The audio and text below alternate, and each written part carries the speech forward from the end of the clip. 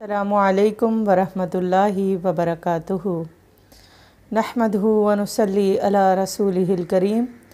अम्मा बाद फ़ाऊज़ु बिल्लाहि मिनश शैतानिर रजीम। बिस्मिल्लाहिर रहमानिर रहीम। रब्बि इश्रह ली सदरी व यस्सिर ली अमरी वहलुल उक़दतम मिन लिसानी यफ़क़हू क़ौली।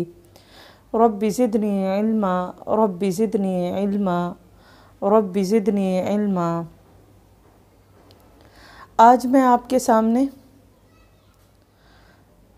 जो टॉपिक लेकर आ रही हूँ वो है हसद।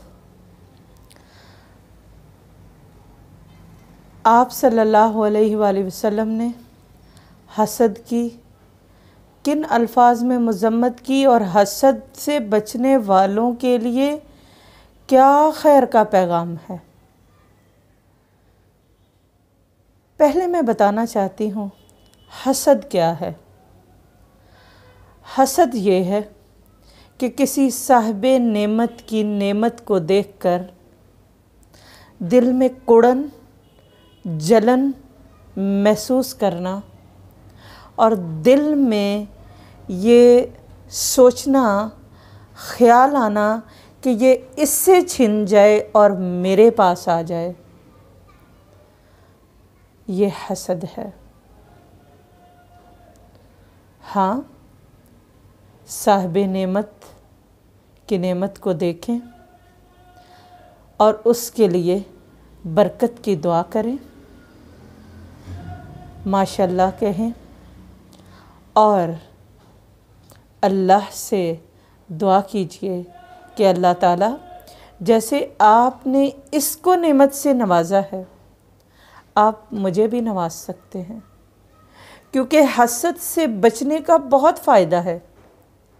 जो शख्स इससे पाक रहता है वो कामयाब इंसान है। रसूलुल्लाह सल्लल्लाहु अलैहि वसल्लम ने भी हसद से बचने वालों के लिए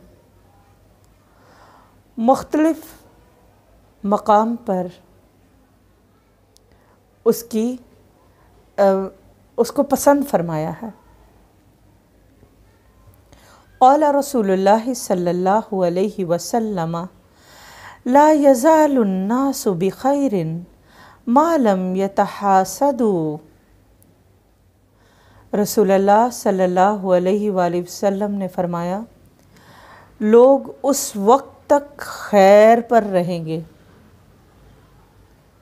यानी वो भले पर हैं, भलाई पर हैं, खैर पर हैं, उनके अंदर से खैर ही खैर फूटेगी, खैर ही खैर मिलेगी और वो खैर पर ही चलते हुए दिखाई देंगे जब तक बाहम हसद नहीं करेंगे, जब तक वो बाहम हसद नहीं करेंगे।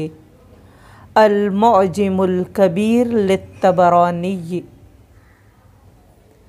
तो अल्लाह ताला से दुआ है कि अल्लाह ताला हमें हसद जैसे मूज़ी मर्ज़ से बचाए कि जो हमारी नेकियों की तबाही का भी सबब है और हमें खैर से दूर ले जाने वाला और शर के रास्ते पर डालने वाला है। अल्लाह ताला हमें हासदीन के हसद से भी बचाए और हमें ख़ुद भी हसद करने से महफूज रखे। सुब्हानक अल्लाहुम्मा व बिहम्दिका नशहदु अल्ला इलाहा इल्ला अंता नस्तगफिरुका व नतूबु इलैक। अस्सलामु अलैकुम व रहमतुल्लाहि व बरकातुहू।